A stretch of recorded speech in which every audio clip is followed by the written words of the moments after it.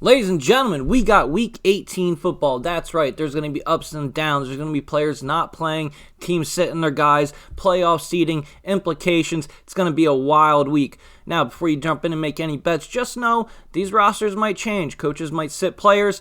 Players have incentives. We're going to be looking at player props. We're going to be looking at playoff seeding. And if you don't know, this is Burgandy Bets. We gamble on football and we cash tickets. All my plays are in the official description of the video below. Go ahead, check that out. Check it out Friday, Saturday. Everything will be updated and we'll be ready to rock and roll. Let's get into Week 18 and see where we're going to make money. The season's getting short. Last regular season week. Let's go. First game on the slate will be Saturday at 4:30 as we have the Kansas City Chiefs traveling to Mile High Stadium to play the Denver Broncos.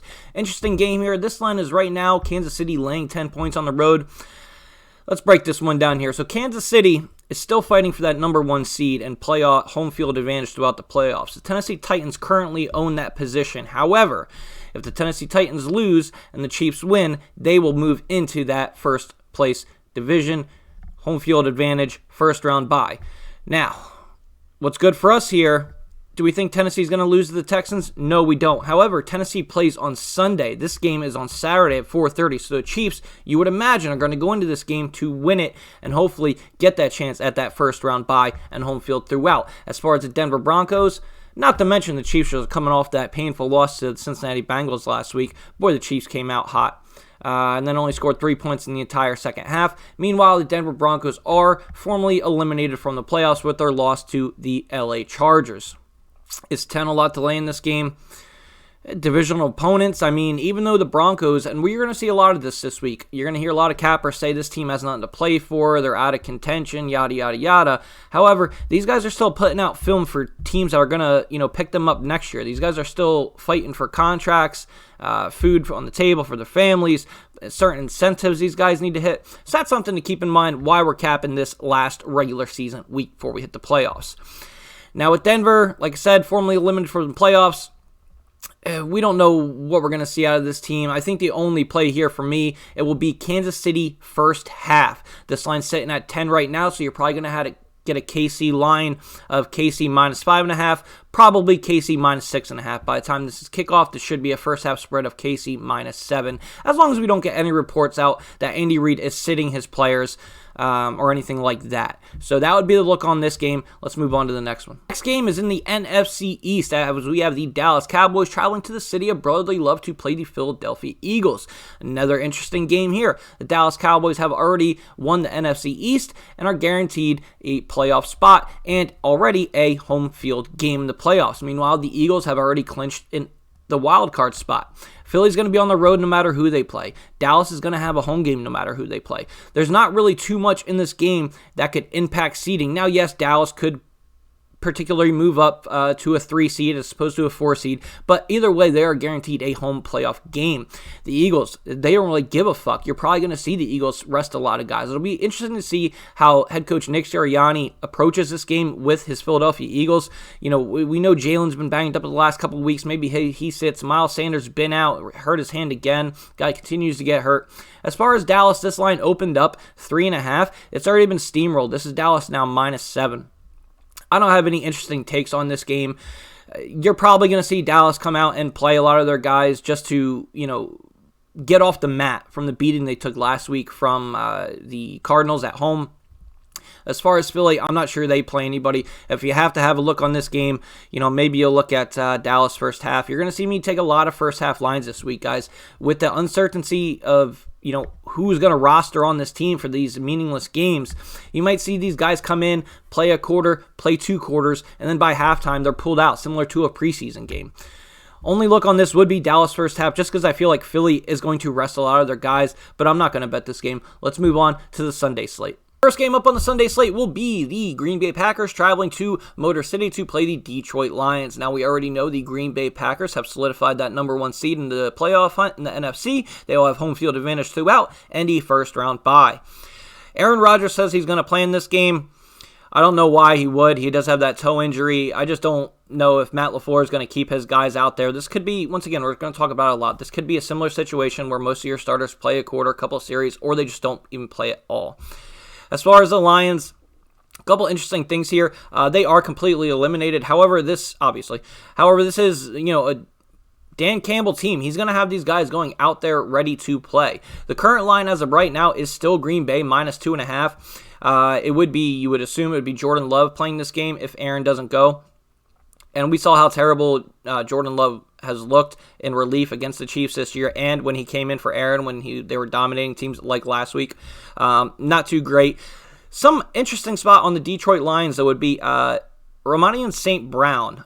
He is the wide receiver for the Detroit Lions. Doesn't get a lot of talk about. If you're watching this video, you're probably already in the know a little bit. This guy's continuing to catch receptions, smash receiving props. He had 2 touchdowns last week. Maybe that's a spot you want to look in this game because I do feel like Detroit's going to want to go out on a win this year. Green Bay has higher aspirations. They're not worried about this meaningless Week 18 game for them. However, the Lions do. So that would be something I would be looking at, would be St. Brown props for the Detroit Lions. Doesn't really matter who's in at quarterback.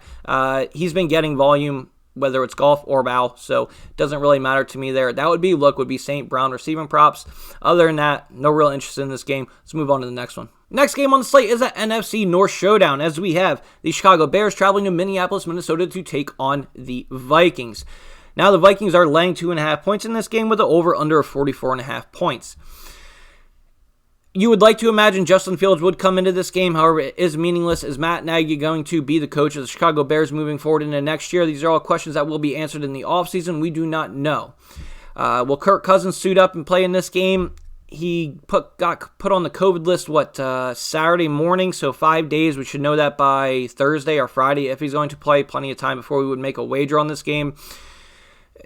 What do you do with this game? I mean, both these teams are out of contention. This is strictly, look up who has incentives in their contract to hit certain yardage, and then maybe if you like that, if it's short, play the player props on this team.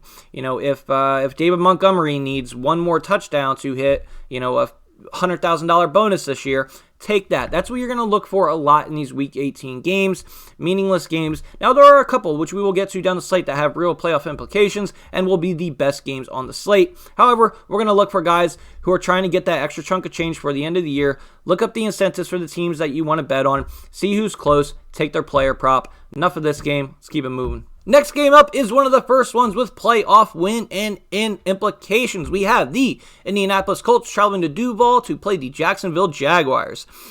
Pretty simple here. We know the Jags are out. They're a dumpster fire. Indianapolis Colts, if they win, they make the playoffs. They do control their own destiny still at this point, even though dropping that game at home to the Raiders last week.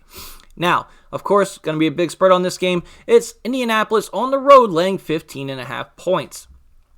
Sure, is that a lot of points? Yes. This Jacksonville team is so bad, though. I mean, we just saw the New England Patriots put up 50 on them as a 16.5 point favorite. Now, granted, that game was at home here, but I'm not sure what kind of home field advantage is even going to help a team like the Jacksonville Jaguars. They haven't done it all year. They've been abysmal, squeaked out a couple fluke wins. This is easy spot for me, guys. This is the Indianapolis Colts first half. The line's out now. It's -7.5. Get it now. It's only going to get higher and higher. I would bet the full game here, too. I'm just so much more comfortable with a first-half line here. Jacksonville, we know they can't stop the run. We just saw with the duo of Damian Harris. He ran over him in that first quarter. Got pulled from the game because they were up. Amon Stevens goes off, just runs all over him. This is going to be Jonathan Taylor day all day long until they're up so high they just pull their starters probably before the fourth quarter. Indianapolis Colts, we're not going to overthink it here. They make the playoffs. We'll lay the 7.5 first half. One of my favorite bets of the week. Indianapolis Colts -7.5 first half. Next game we're going to talk about is still in the AFC South division, as we have the Tennessee Titans traveling to Houston to play the Texans. The Texans are getting 10.5 points at home here. Obviously, Tennessee's the favorite. Listen, this is really easy. I don't know if Mike Vrabel's going to rest his guys anyway, but if the Kansas City Chiefs somehow lose to the Denver Broncos Saturday, the Titans are already the 1 seed. They don't need to play anybody in this game. They don't need to win this game. So that's something you want to look at. If somehow the Denver Broncos beat the Kansas City Chiefs on Saturday, there's no reason whatsoever for Tennessee to go out here, play anybody, risk any injuries. They'll already lock up that 1 seed. However, we don't expect that to happen. We expect the Chiefs to take care of business and win, as long as they don't rest their guys and they just play to win the game. I don't know about covering the spread in that one, but to win the game. Now, as far as this one here, I think Tennessee wins this game as well. Once again, keep your eye on that. There's going to be a lot of that this week, of the jumping up and down with seeding and who's playing, who's not playing. And incentives. We're going to keep talking about it. Look for the guys who need a certain amount of yards or touchdowns to make dollars. They're going to get the ball. They're going to be worked into the offense. No real leans here. Titans first half. Next up is a game that means absolutely nothing in any seeding or NFL standings. It is the Washington football team traveling to play the New York Giants. Giants are getting 6.5 points at home here, and that's probably still not enough. Quarterback play has been terrible. You saw how bad Mike Glennon played in Chicago last week. I believe he had negative 10 net yards on the game, just abysmal. As far as Washington, this team's fighting. Took Philly to the wire, covered a spread, depending where you got them in that game. I'm not going to bet on this game. I don't encourage anyone to bet on this game, but if you had to bet on it, I would be taking the Washington football team. Lay the touchdown. I just think the New York Giants have already mailed it up. They've already packed it in. I think they packed it in 2 weeks ago. Their mind are on their vacations, their trips to Aruba, Costa Rica, wherever they're going. They're not worried about a meaningless Week 18 football game. That's the vibe I'm getting from this team and what players are saying in meetings, interviews. Meanwhile, the Washington football team, Ron Rivera's come out and said, listen, we're building a culture here. We want to end on a good note. I think Ron Rivera, Riverboat Ron, he's going to have this Washington team ready to rock and roll and go. And I believe Joe Judge and the Giants are just dead in the water. Washington football team minus the 6.5, but I'm not betting that game. Next game up is the most interesting line movement of the week so far, as we have the Cincinnati Bengals going to play the Cleveland Browns in Cleveland. Believe it or not, guys, this line opened up with Cincinnati getting 3 points on the road. In the last 24 hours, that line has now flipped to Cincinnati minus 1.5. Why was this line Cincy +3? They just beat the Chiefs. They're number 1 in their division. They've already locked up a playoff spot. It's because the books didn't assume that Joe Burrow would play. They figured Cincinnati would rest their starters and Cleveland would have a much better chance to get out and win this game by a field goal or more. However, that doesn't seem to be the case. Believe it or not, the Cincinnati Bengals can still improve their seeding. Now, it's not going to change whether they have a playoff game or not, but it will change who they have to play in the division or in the wild card standings. The higher they move up in the seeding, if they move from a 4 to a 3 to a 2, and they can get there with a Tennessee loss, a KC loss, a mixture of both. They could still even get the first round spot if all those teams lose and Buffalo loses. So Cincinnati is still vying for spots here. The higher they get, the lower seed they have to play. So that's interesting, and I think everyone's realizing that Joey B will be out there as the book and the market is recorrecting itself, and Cincinnati is now the favorite. Also, it's not just Cincinnati. I mean, we just all saw how piss poor and pitiful the Browns looked last night against the Pittsburgh Steelers. Shout out Big Ben. Good win for you. But, I mean, Cleveland, it's like they didn't even want to win that game. Nick Chubb had 4 carries, I think, in the first half. I think he ended the game with 11 or 12 carries, over 5 yards a clip. They just weren't playing him because they know their season's over and they don't want to risk any injuries. That's your sign number 1 right there, that they're not going to have this guy or their players out there for a Week 18 game. So even if Cincy's resting guys, I'm not sure Cleveland's going to play their studs either. Baker Mayfield continues to struggle. He had his first 6 passes were batted down at the line. The guy's 6 foot tall. He can't see over the line. They need to get him out on more bootlegs and scramble plays, change the side of the field. But that's here nor there. As far as gambling and a pick on this, I did take the Bengals earlier money line this morning at +100. It's now down to -120. So if you like that spot, don't wait. Get on it now. I don't see an overcorrection here. I just see a market move towards who should have been the favorite when this line opened, which are the Bengals. We'll move on to the next game. Game up, it is the New England Patriots taking on the Miami Dolphins. Now this game is in Miami, and the New England Patriots are laying 7 points on the road here. Miami, we know, is out of the playoffs as they were defeated by the Tennessee Titans, who get kicked out. New England has already clinched a playoff spot, but they can still win the AFC East and secure that first home game in the playoffs. How do they do this? Buffalo needs to lose and they need to win, so this is pretty easy. New England, go out there and take care of your own business. Bill Belichick has not rest guys in the final week of the season. You can go back to all of his seasons, even when they've had the number 1 seed secured and locked up, similar to when they had their undefeated season, when they went 16-0 during the regular season. They still played their guys in Week 16. Now they were going for an undefeated record at that time, but it's not something Bill Belichick does. I expect the Patriots to have their guys out there, rookie quarterback in Mac Jones, getting more reps and more snaps to go forward in the league. This is New England here. New England first half, it's probably -4. That would be the spot in this game that I would look. I'd probably lay the full 7 with New England. Not counting out Miami. Miami did beat them in week 1 of the regular season. But, Miami, they don't really have much left going here. New England, they're still fighting to have that spot. So picking this game would be New England, but I'm not betting it. We'll move on. Next up, we have another AFC East showdown with the New York Jets traveling to Buffalo to play the Bills. Now, we just saw the Bills beat the Atlanta Falcons by 14 points in Buffalo. Now they have the New York Jets coming. Now, depending where you got that Atlanta Falcons line last week, you either covered by half a point or you didn't. Now, we have another team, not a good team, similar to the Atlanta Falcons, in the New York Jets coming, and the point spread is even bigger. Say what you want about the Jets, but this team is fighting. It took Tom Brady a game-winning drive of 40 seconds and 0 timeouts to win that game. The Jets still covered. They lost by 3. This is a big number, 16.5. Now the Bills, obviously, same situation as the New England Patriots. If they win, they clinch the East, and they have that home round first game. If they don't and they lose, then the Patriots get it. Very interesting game here. 16.5 is a lot of points. I would lean the Jets in this game, but I'm not going to bet it. We'll move on. Next game up, we have the NFC South. Carolina Panthers traveling to Tampa Bay to take on the Buccaneers. Now, we all know with the Antonio Brown situation, no longer with the team, yada, yada, yada. Chris Godwin, torn ACL, he's out. Leonard Fournette, he's out.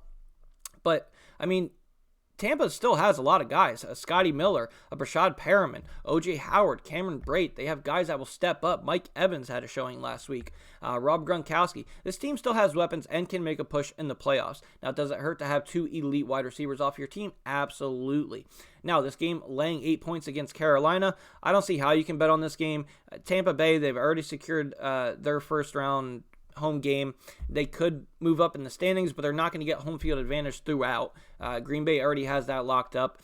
Bruce Arians said he's already playing his starters. I don't know how long we're going to see Tom Brady and the boys out there. This is probably another first half look. If you want to have any action on this game, it would be Tampa Bay first half minus the number. Your number is probably 4.5, 5 right now. Could get a little higher by the end of the week. Next game up is an NFC South showdown as we have the New Orleans Saints laying 4.5 points on the road to the Atlanta Falcons. Very interesting here as the New Orleans Saints can still get into the playoffs. If the Saints win this game and the San Francisco 49ers lose their game to the Rams, the Saints are in. The 49ers are 5.5 point dogs to the Rams. Both these games are at 4:30, so this is very interesting. It's not like the Niners play at 1 o'clock. And the Saints can see if they have a chance or if they're already out of it. The Saints have to roll here. They have to play their guys and make a push to get into this thing. Same with the 49ers. Now, divisional matchup. Do I like the 4.5? No. If this is a 17-13 game when we back the Saints, we lose because of the hook. I hate this number. Maybe look at a first half. Maybe buy a point if you want to. I do like the Saints in this game, just knowing that they have their playoff lives on the line here, and Atlanta just doesn't. Kyle Pitts, we saw, did pull his hamstring at the minimum last week, so we're not sure if his clearance on this game. Cordell Patterson running the ball is not going to be great against this New Orleans front. The Falcons did already beat New Orleans this year. It's hard for a team to sweep their division rival. Everything just points New Orleans' way here. I would go out. I would buy the point. I'd put them in a 3-point teaser. Find a way to get off that hook of the 4.5. And that would be my recommendations for this game. Moving on. Next up, we have the NFC West showdown as we have the Seattle Seahawks traveling to Glendale, Arizona to play the Arizona Cardinals. The Cardinals are 6.5 point favorites in this game, coming off their big win in Jerry World against the Dallas Cowboys. Interesting fact here, Kyler Murray is undefeated in that stadium. Something to think about moving on to the playoffs if Arizona and Dallas get matched up again. As far as this game against Seattle coming off putting up over 50 points on the Detroit Lions. For the first time in a long time, Seattle is not going to make the playoffs this year. This may be Russell Wilson's last game as a Seattle Seahawk. A lot of reports are indicating that. Pete Carroll doesn't want him to go, but it doesn't look like he wants to stay. 6.5 here in this game. My lean would be the Cardinals just trying to ramp things up, getting towards into the playoffs. As Seattle, they're done. They're not fighting for anything other than contracts, incentives, bonus, that type of thing. No real line in this game that I feel comfortable laying. The over-under is 48 points. Maybe you look at an under in that game. I'm not sure if Seattle puts up points against the Cardinals defense, which seemed to have gotten better last week against Dallas, holding them to 22.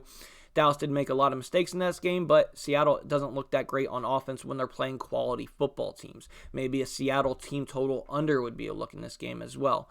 we'll move on. Next game up is the San Francisco 49ers traveling to SoFi Stadium to play the Rams. Now, during this recording, money is coming in on the San Francisco 49ers as they were plus 5.5 point dogs and now down to plus 4. San Francisco 49ers control their own destiny here, like we mentioned about with the New Orleans Saints game. If the 49ers win, they are into the playoffs. If they lose and the Saints win, they are into the playoffs. So, big implications from these two games.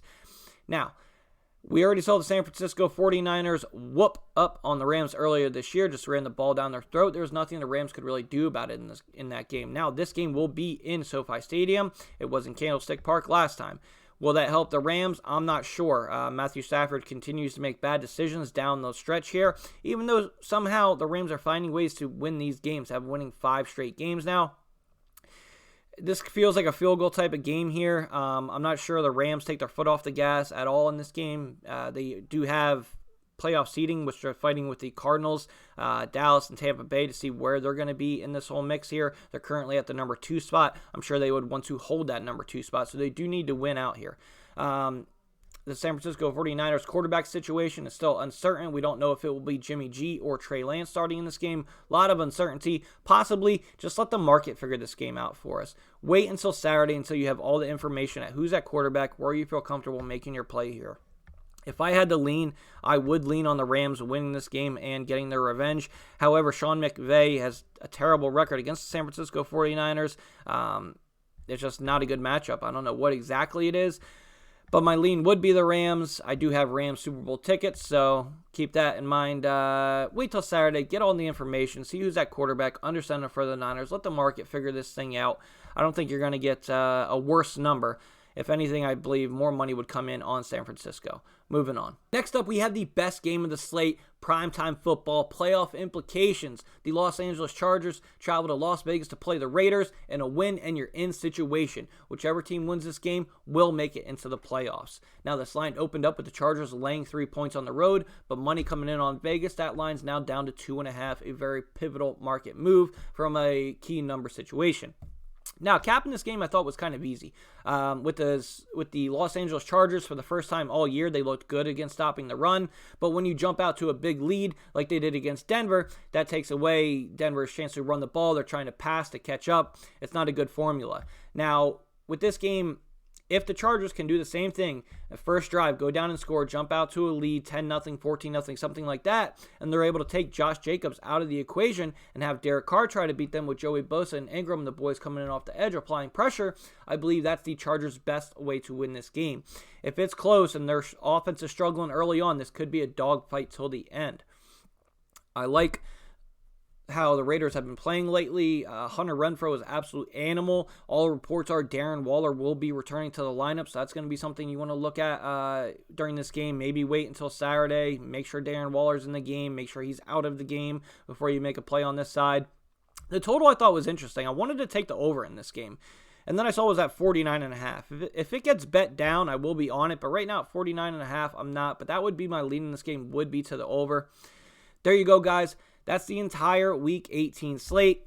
Follow me on Twitter at rburgandy88. Descriptions in the ticker below. Comment down your best plays. Hit me up. DM me on Twitter during the games. You got any questions during the week about lines or who's starting, who's sitting, anything like that, I'll get back to you. Like the video, sub to the channel. This is a community, guys. We're all trying to make money and help each other win. We'll never sell you a pick. We're just out here giving information and advice. Go ahead, drop your favorite plays in the description. Follow me on Twitter. Like and sub to the channel. Thank you so much for watching. It's been a great year. I mean, it's been profitable. The season record is in the description below. Went 4-4 last week. Antonio Brown really fucked us with his props, just taking off his gear and leaving in the third quarter of the game. But we're not going to cry over spilt superstars. And we're just going to move on. Playoffs right around the corner. Just watch out. This card is filled with landmines. We're not knowing who's going to start, who's going to play a two-quarter game like that. Maybe a lot of unders are in play this week, and a lot of first halves are in play this week. That's my advice. Hit me up. Enjoy the games. Let's all get paid. Have a great week, guys.